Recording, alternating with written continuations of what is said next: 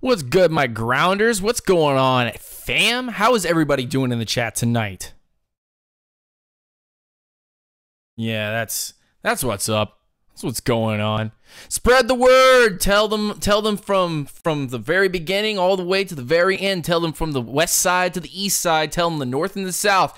Tell them everywhere that your boy Lieutenant Dan's going live.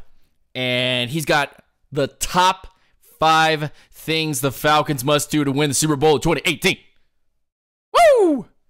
And Keyshawn Daniel says, what program do you use to make your own intro? I use Camtasia. And then I have some editing software that I use that I help someone else. And they help me in conjunction to make that intro. So. But that being said, Johnny Paul, B. Ballard. Wow, B. Ballard got beat for first. Johnny Paul, B. Ballard's always first. And Johnny Paul comes in here and just swoops in. Whoosh. He's first. So Johnny Paul, I mean, if you care about that, Johnny Paul is first. And then Keyshawn Daniel and B. Ballard. Shakir Holland is in the building. And Falcon Freak, good to see you guys in this place. Top 5 things the Atlanta Falcons must do to win the Super Bowl in 2018. Before we get into that, I have had one hell of a strange day. One hell of a strange day. First of all, made some chili. Meat, beans, spices. Well, I was at the store, and I just want to quickly go through this story. I was at the store. And a couple months back, this Saints fan at Publix started screaming "Who dat" in my face. And then tonight, I see that same Saints fan. So I put my hat kind of closer to my brow, and I get a little bit close to the shopping cart. Kind of push it a little bit faster. I don't want to mess with this man. He came in my face. Like a couple months ago, he started saying a bunch of "who dat" in my face. I'm just like, I don't want to get into a confrontation tonight. It's none of my biz. It's none of my business. I don't want to get into that. I don't want to get into this confrontation. I don't want to get into this. So, a hat's a little bit closer to the, a little bit farther down. And I'm a little bit closer to my cart, and I'm just pulling stuff off shelves that I need, but I'm going quick, because I don't want this guy to all of a sudden go, oh, that's that Falcons guy, I'm not wearing any of my Falcons gear this time, though, so, he has no real reason to come up to me and start, screaming, a bunch of bloody murder. And I get into the checkout line. I'm like, whew, almost out the door, almost in my car, about to get in my Hyundai. Gonna get the heck out of here. Don't want the Saints fan to talk to me at all. And I don't see him for miles in that store. I don't see him at all through the whole Publix. So I'm like, yes, all right. He must have already left, or he's all the way in the back of the store. Something. His wife telling him that he needs to get ingredients for gumbo. I don't know. But the point is, I'm almost out of the checkout line. I'm almost done. All I have to do is pay. And it happened. This man pulls up right behind me with his shopping cart in the express lane. I had 10 or fewer items. I just needed to leave. And this man pulls up in the 10 or fewer items lane. right behind me. And I see him, and you know that glance? You know that glance you have when you look over, like just side eye, and you see something, and you like quickly look away because you're like, oh no.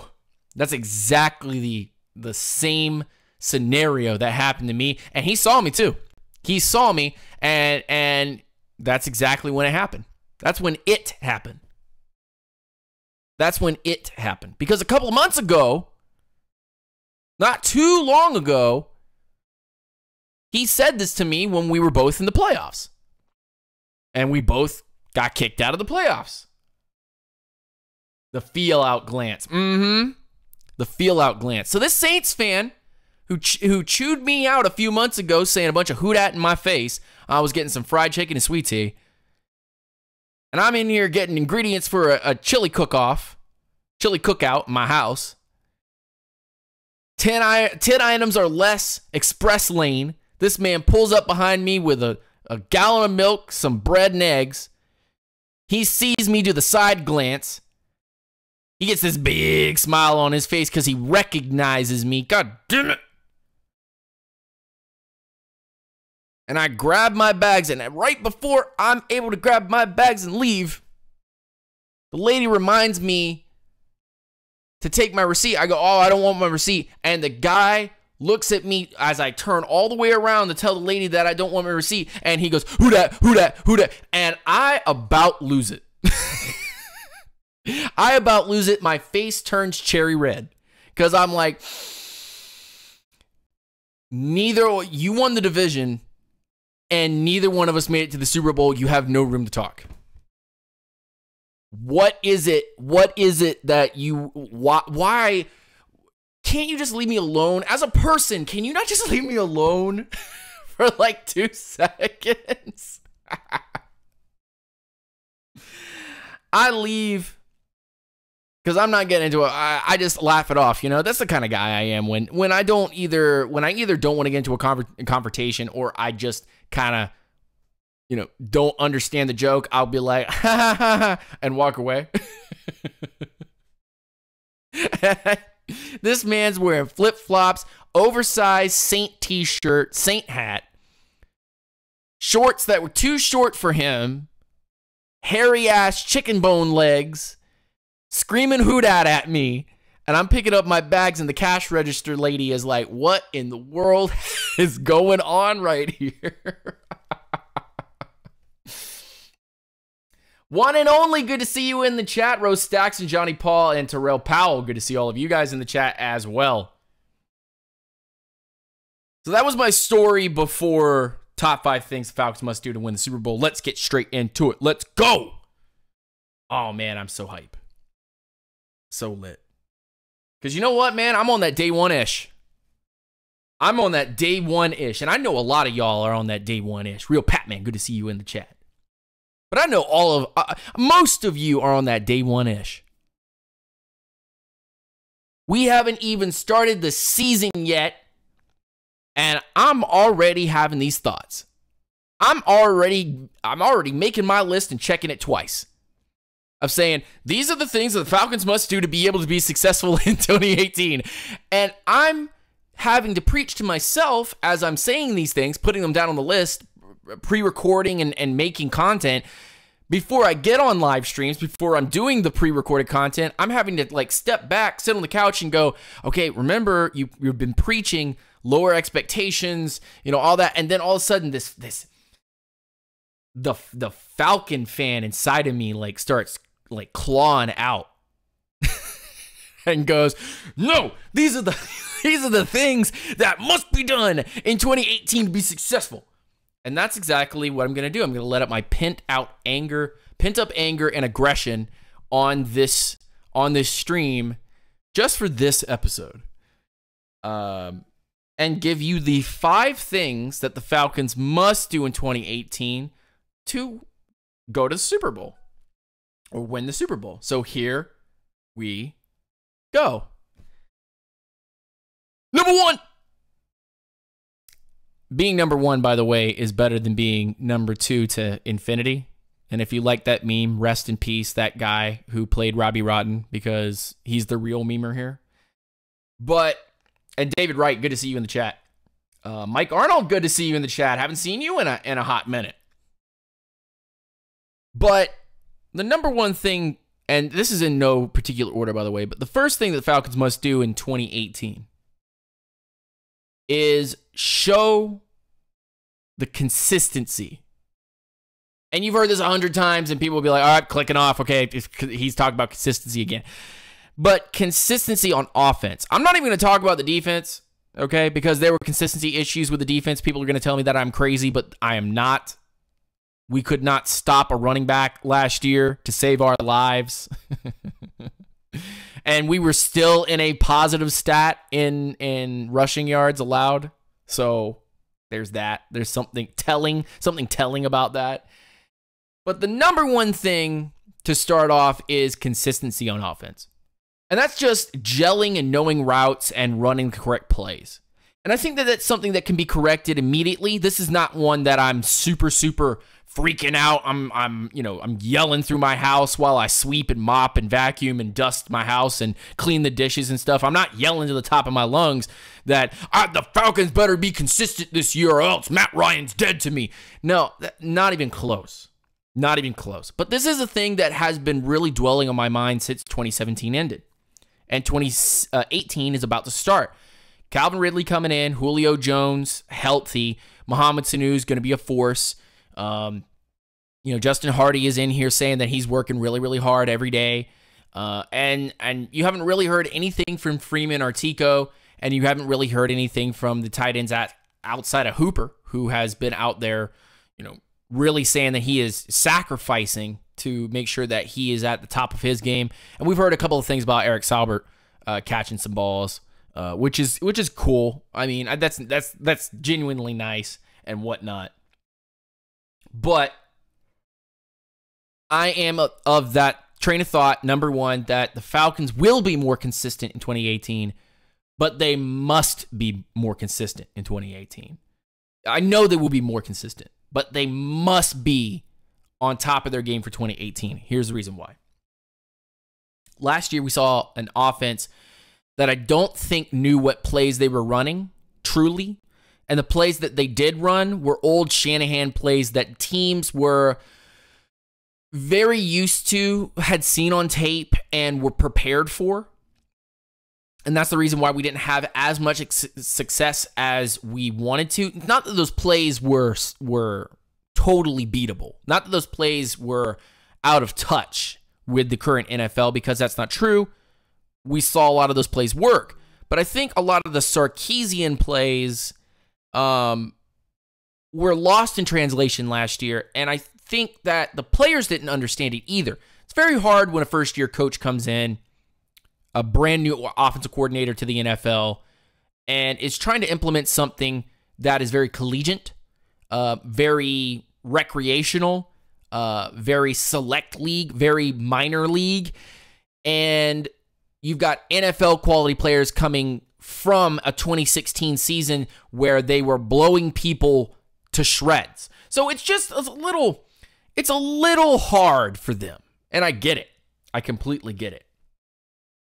Oh man, One and Only comes up with a really interesting question, and I just, let's time out for the Falcons thing and let's go over and answer this question. I think it's really cool. And Keyshawn says, Calvin Ridley 750 yards. I think that's pretty close. I don't think that's terrible. Yeah, and Sark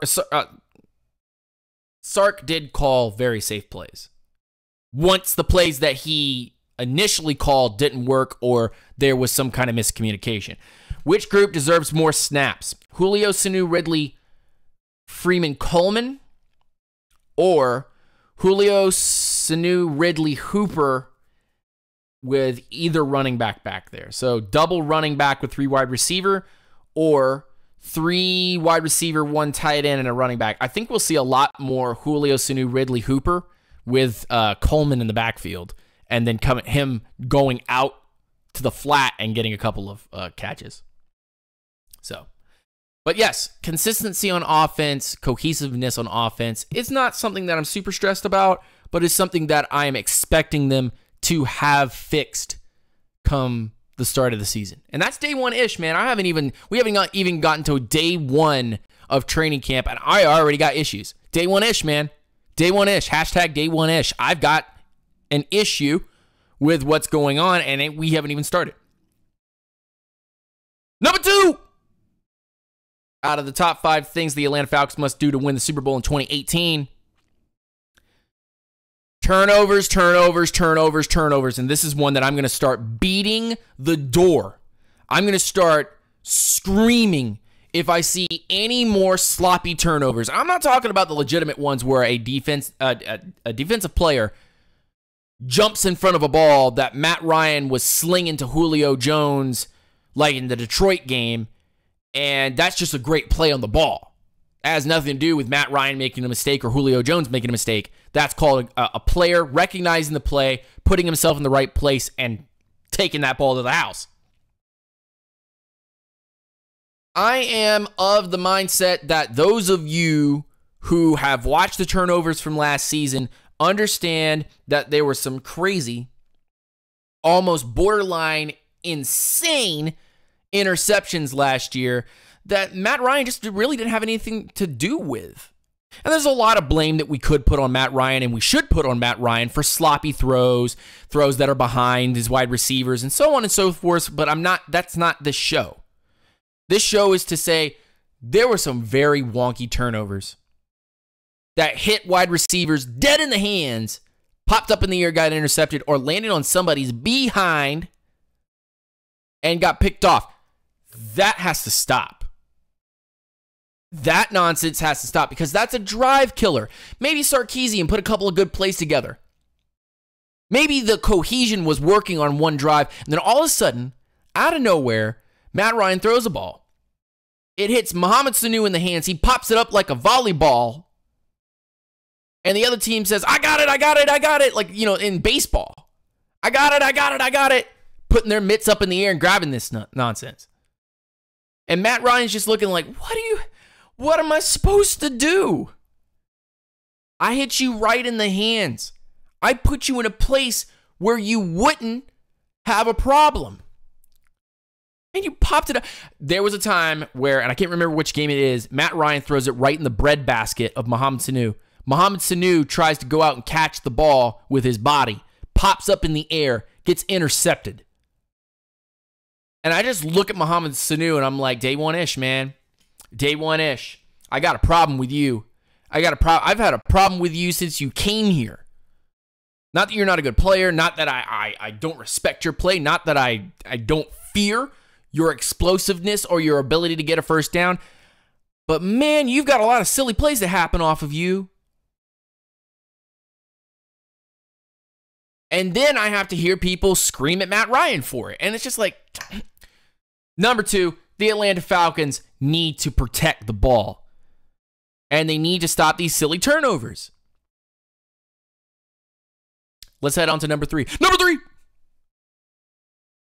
The Atlanta Falcons on the defensive side of the ball need to have more turnovers than sacks.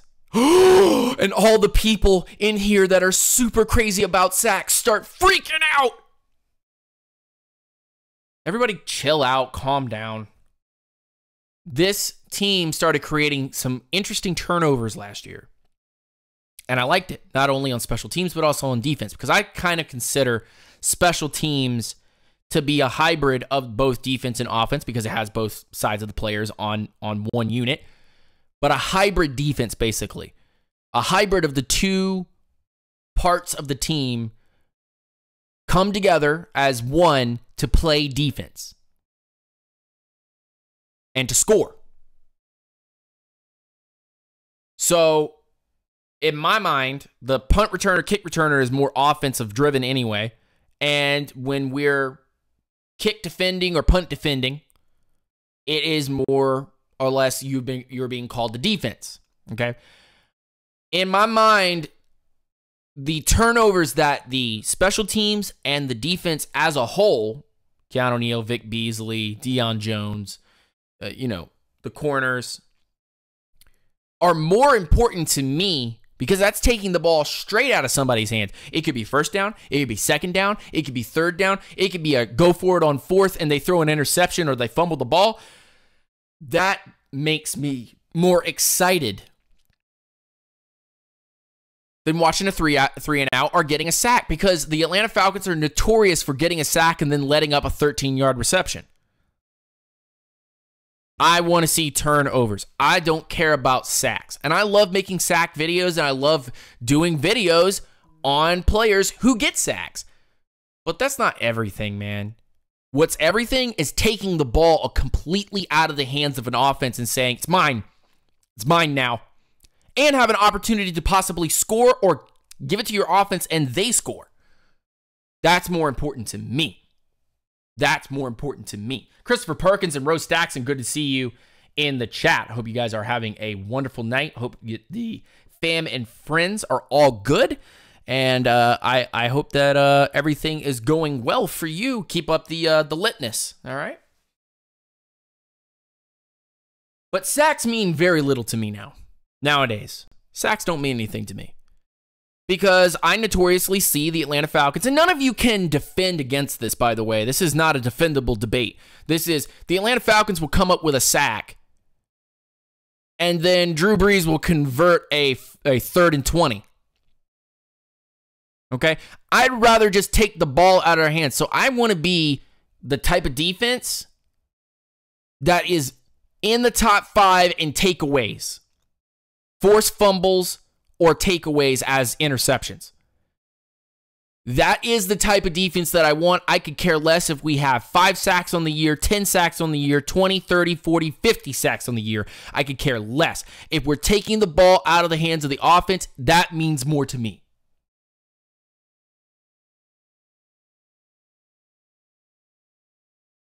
And actually, One and Only just said it right now. Consistent pressure is more important than sacks. It creates turnovers. And this ain't, by the way, this ain't Mike Smith. We need to create turnovers. This is Dan Quinn. We need to create turnovers. This is Keanu Neal and Deion Jones popping the ball out. This is Devondre Campbell and Vic Beasley getting strip sacks. This is Desmond Trufant and Robert Alford. And hopefully this season we get to see at least one Isaiah Oliver in INT. And possibly pick sixes from these guys going forward. And Deion Jones, by the way, I did not want to disinclude you.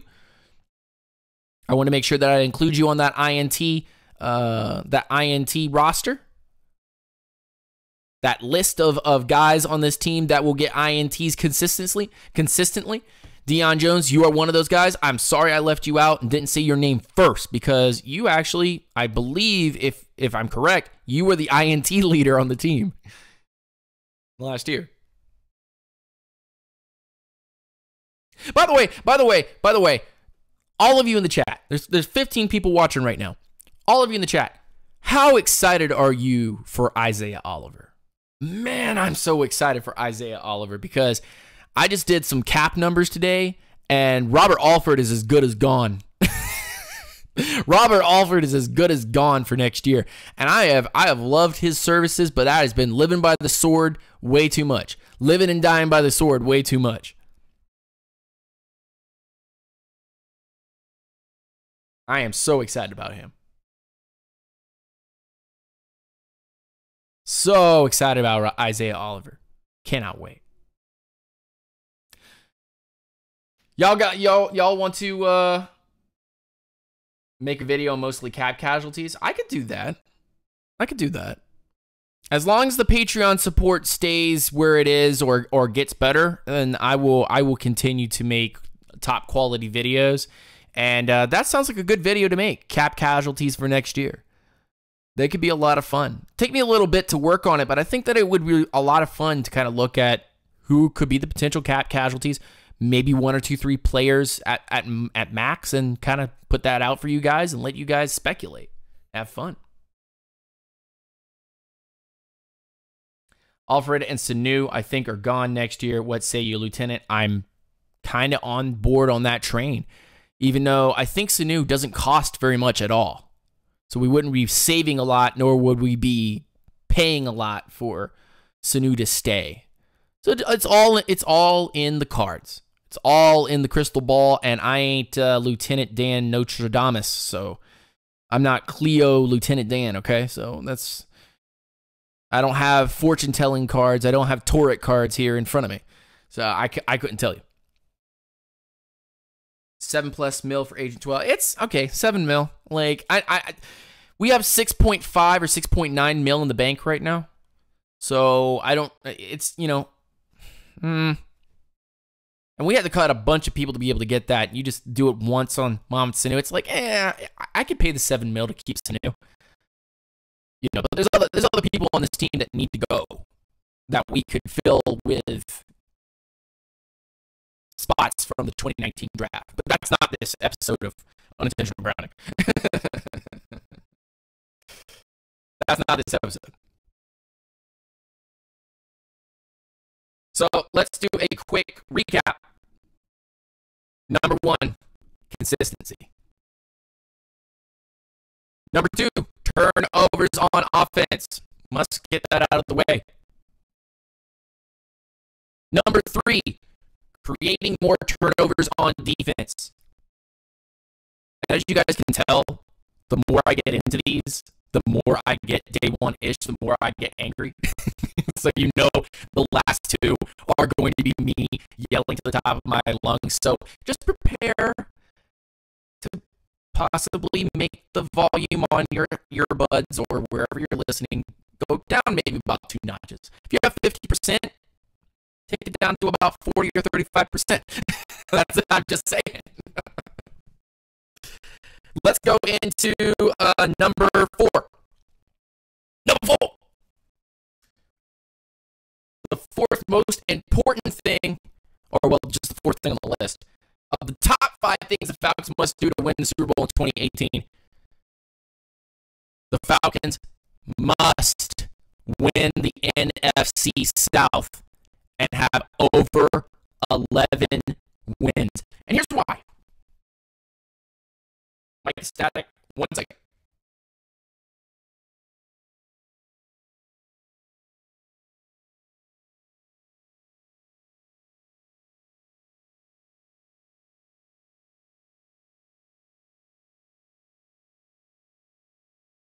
There, is that better? Better or worse?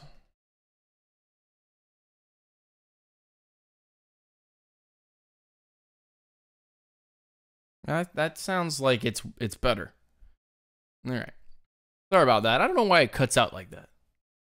What was the last thing that you guys heard? What was the last thing that I was saying? Well, we'll just get on to it anyway. Number 4. The Atlanta Falcons must have 11 or more wins and win the NFC South to be able to go to the Super Bowl and win it. That is not an opinion. That is not wishful thinking. That is not getting my hopes up. That is not putting expectations that are untrue or undeserving. That is the facts. The fact of the matter is that the Atlanta Falcons, by the hair of their teeth, by the skin of their teeth, by the hairs on their knuckles, were able to get into the playoffs this last season at 11 wins. And so it is only fair to recognize the talent not only in the NFC South, but also in the NFC as a conference, and say the Falcons have to have an 11 or more win season to be able to go to the playoffs. And to win the NFC South, they may have to have 12 wins. Which means a 10-6 season is right out. Right out. There is no way that the Atlanta Falcons are getting into the playoffs at 10-6, and I will eat my humble pie if they do. But they are not winning the NFC South at 10-6. They might get into the playoffs at 10-6, but they will not win the NFC South at 10-6. There is no way in Hades. And again, here we go. I'm going to start getting mad now. The New Orleans Saints are too good. The Panthers are sneaky good. The Falcons are a team that need to show structure. Until that all comes to fruition, we are the third best team in that division. Don't lie to yourselves. Or maybe even the second best team in that division. It's up in the air. I'm just going to say it's up in the air right now because the Panthers could have a bounce back season and could actually be good. You know, they did have 11 wins last year. They had 11 wins. That's insane. 3 teams from the NFC South made it to the playoffs, and there were still some teams that almost made it into the playoffs with 10 wins. 10 wins is not enough to get into the NFC playoff picture, the NFC conference playoff picture. It's not enough. You're going to have 11 or more. And so to win the division, you're going to have more than 11.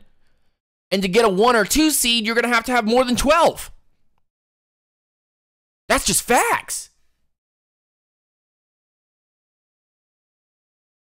That is just facts. I dare anybody to tell me that I'm wrong, because after last year and the year before, I can see that this team, as the Atlanta Falcons, must be able to win that high echelon set of games, must be able to not only beat up on their own division, but also beat up on the rest of the NFC talent. And the only way that they're going to get to the Super Bowl, and look, there are multiple ways, but the only surefire way to get to the Super Bowl would be Atlanta goes through Atlanta to go to Atlanta to win the Super Bowl. You like what I did there? The Atlanta Falcons must get home field advantage, 1 or 2 seed, win the conference through playing at home, and then go to the Super Bowl and go win at home. It is the most surefire way that the Atlanta Falcons will bring the Lombardi Trophy literally outside of their own stadium and down the street. It's the only way that this is going to work out, unless major injuries, and I hope not. I pray to God that this is not the case. Unless major injuries derail the NFC as a whole, the Atlanta Falcons must win 11 or more games to not only win the NFC South, but also potentially have to win 12 or more games to get themselves a 1 or 2 seed. Especially after the Eagles went, what were they, 13-3? 14-2? Something stupid. Something absolutely bizarre. But unless there's some kind of crazy injury year, this conference is stacked. Vikings, Panthers, Saints, Jesus, the Lions, the Packers, the Eagles, your Super Bowl champions. Don't sleep on the Redskins. They could be good. The Cowboys, don't even say cow turds. Those guys actually have their team together. There are a couple of guys that are going to be missing, but that team has got a lot of talent on it and could be really good with a full year of Ezekiel Elliott. Back down to that 13-3 Dallas team. We're talking about an LA team in the Rams and a San Francisco that are going to be good. Don't count out the Seahawks. And Arizona always plays everybody really tough.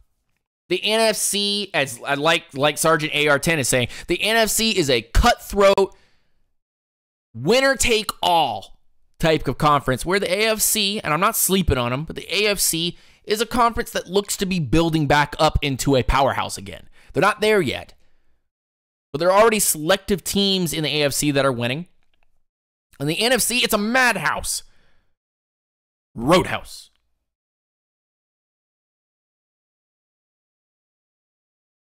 Let's get on to number 5. Number 5! And number 5 is going to get me really fired up. If you thought I was fired up from the last one, here we go. The Atlanta Falcons in 2018 to win the Super Bowl And this is something that I am adamant about. This is something that must happen in order for them to win. This is something that must come to fruition to be able to have the Falcons go to the Super Bowl and win the Super Bowl. This is not debatable. This is the facts. The Atlanta Falcons must be the most balanced team in the NFC or NFL as a whole. Defense, offense, special teams must all be top 10. Must all be high quality. Because this is a team that's not led by one man, nor two or three. This is a gimmicky team. And I'm going to say it, and a lot of you guys are going to be upset that I'm about to say this. But this is a team that relies on other pieces to get the job done.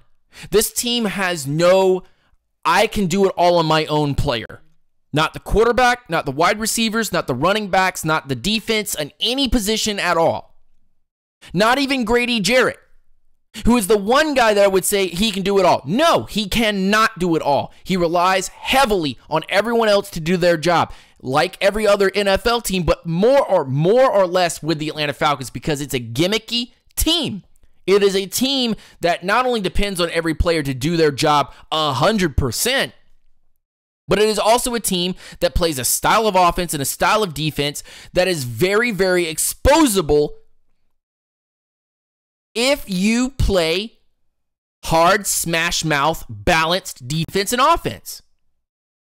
If you play a balanced team and you're the Atlanta Falcons, you're in trouble. Because the Falcons' gimmicky offense and gimmicky defense, which is a stand up in your face, smash your mouth, out athlete me, I dare you. That style of defense can be beaten if you run the clock, if you make them tired, if you score on every drive. That's what the Eagles did. They ran the ball, they ran the clock, they scored, they made our defense look silly. When we say we want to out-athlete you and another team goes, oh, really? And flexes and we're not up to the task, that is exactly how teams beat us. On defense, anyway. On offense, it's all about consistency and working these zone plays. Getting the ball to Julio Jones and then letting that trickle off on everyone else. Julio Jones can't do it all on his own. He has to have the run game work. He has to have other guys be able to contribute. Yes, Julio Jones can have one of those freak games where he goes off 300 yards against the Panthers. A Panthers team that was like so in trouble. And lightning in a bottle can happen. But as few and far between, and that's something that we can only dream about. And when it does happen, we celebrate it, but that's not something that happens every 16 or 17 weeks in a season. Rarely do we see Julio Jones go off for more than 10 touchdowns. And rarely do we see Julio Jones just blow a game completely wide open by himself. That is just the facts.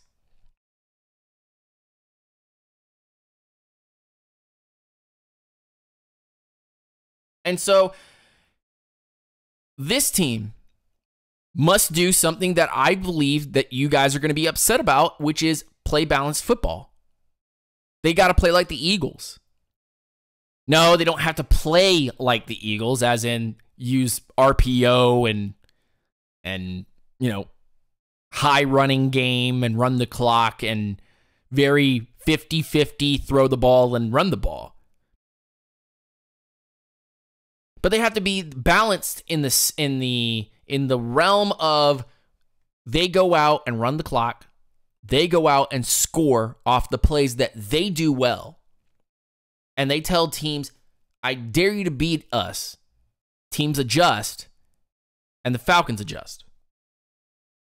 Falcons must be not quoted as the most explosive offense, not quoted as the most physical defense, not quoted as a sneaky team. People need to fall asleep on the Falcons' offense and defense. They need to say that it's boring. In fact, actually, I advocate and I will pay top dollar to see the Falcons' offense be boring. It scores a touchdown, Long drive, scores another touchdown. No big exciting throw down the field 80 yards. Just grind it out. That's what the Eagles did. They didn't have mega flashy plays. They beat you up with their tight end. They beat you up with their run game. They RPO'd down the field until you got tired. That's what the Falcons need to do. They need to tire out defenses. They need to be balanced. They need to take time off the clock. They need to score when they're in the red zone. And it all goes back to point one. Consistency on both sides of the ball, but especially the offense, is super important for a team to be balanced and boring. I'd rather have my team be boring than my team be super exciting and lose it on the biggest stage 28-3.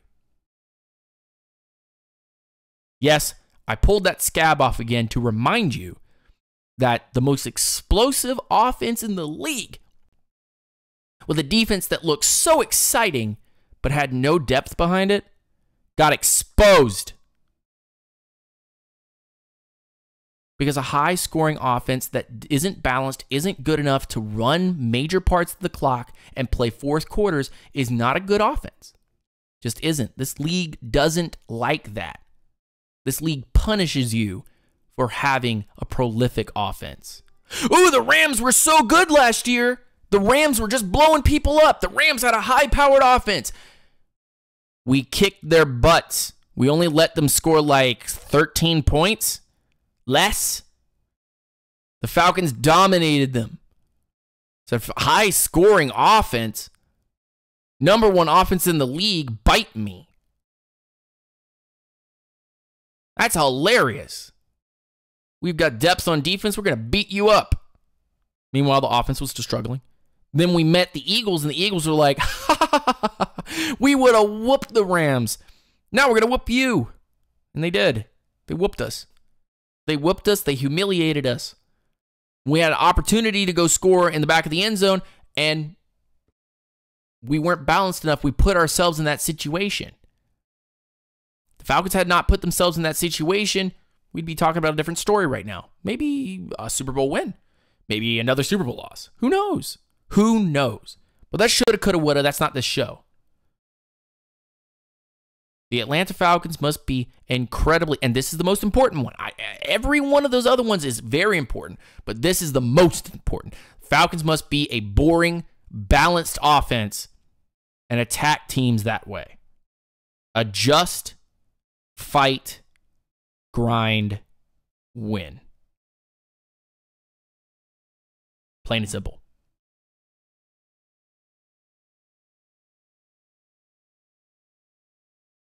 Plain and simple. Simple and clean.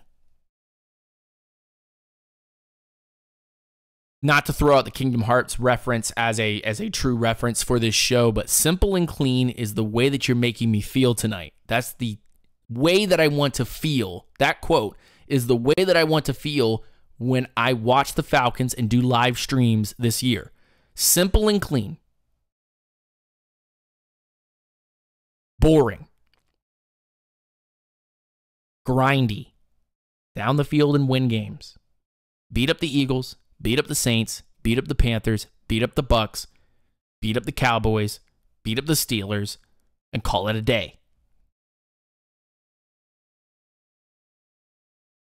I'm going to open it up for 5 minutes of open discussion and questions for anyone that wants to talk, chill, relax.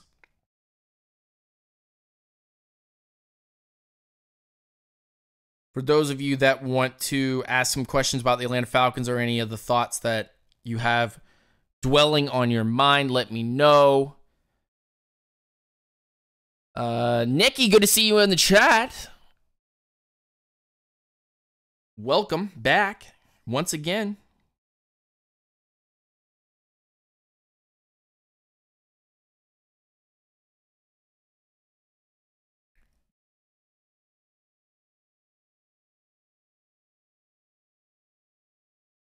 $31 every game, not 21. I'd be comfortable with the Atlanta Falcons showing that they can score in the mid-20s to lower 20s and beat up other teams and take the ball away from them than scoring 30, 40, 50 points a game, because that doesn't matter to me.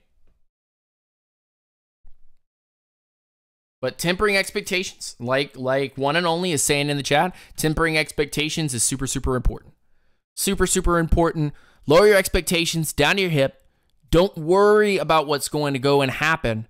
Let me be angry and upset for you, and let me, make a fool of myself on YouTube.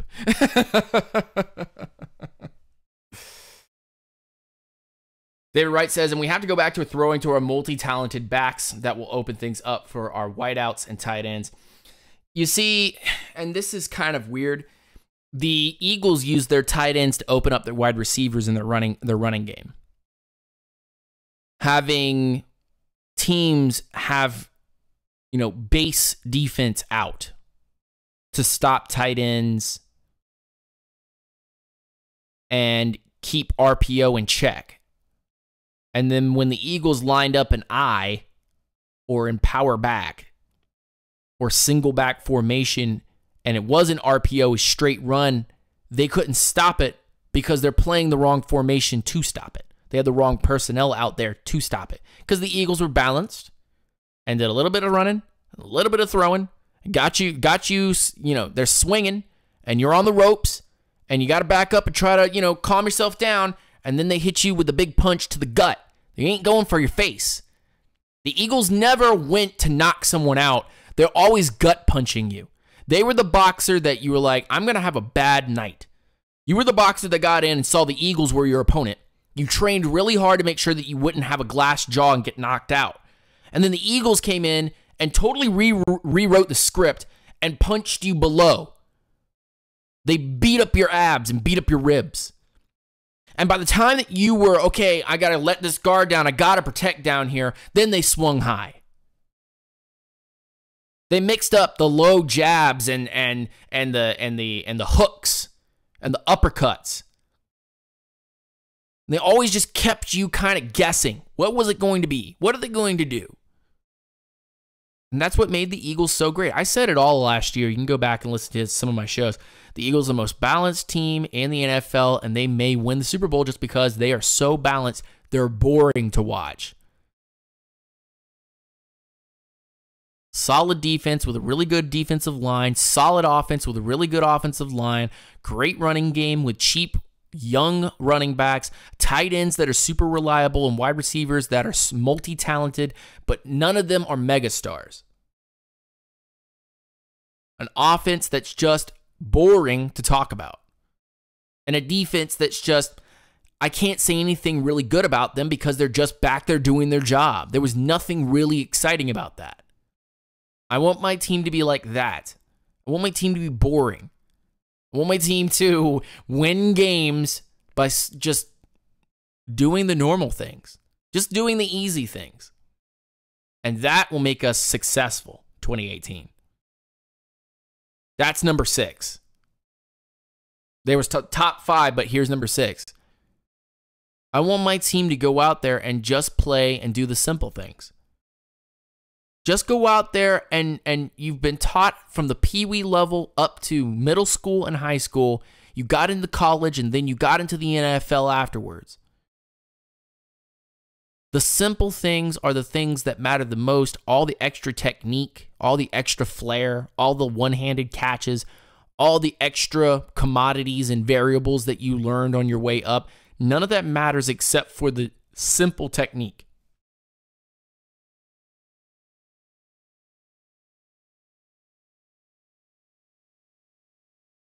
And that, bam, is the way that the Falcons will win the Super Bowl.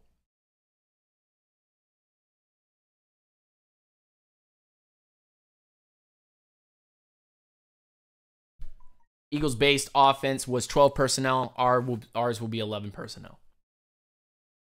Let's see here. Let me see if there's any questions in the chat because I went a little long on another thing.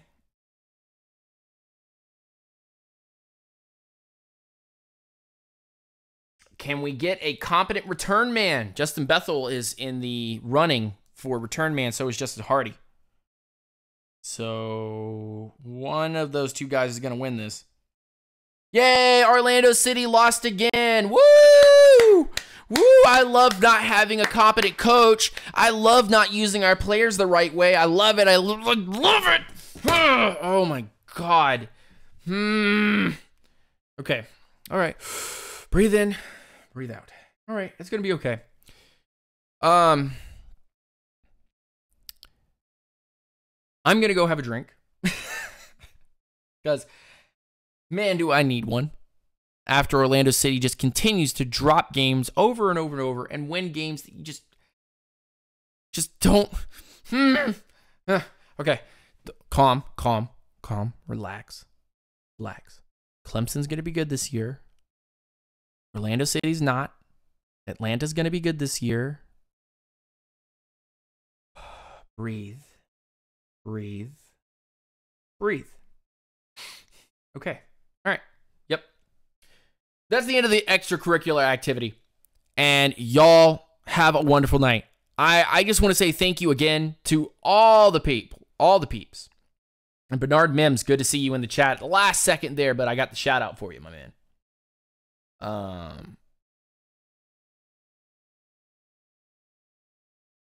Do I think that Austin Hooper will have a Pro Bowl season? Probably not. But I'm heading from here over to Twitch tonight. Okay? Unintentional grounding on Twitch. Link is not in the description. And if you want to ask any questions in my Twitch chat, Falcons, video games, whatever, you may come over and you may come chill with me and chat. I'm going to be playing some video games, okay? Y'all come over and come and hang with me for just a little bit more on Twitch. I'm going to go ahead and start that up in just a minute. But y'all take it easy. For those of you that don't come over to Twitch, take it easy, breezy, and fleazy or whatever they. I always try to do like an ending thing for all of y'all, and it just always messes up. So look, I'm just gonna do what I always do, which is you're listening to nothing but the truth and the facts. Your boy Lieutenant Dan here on Unintentional Grounding. Rise up and take it easy. Peace.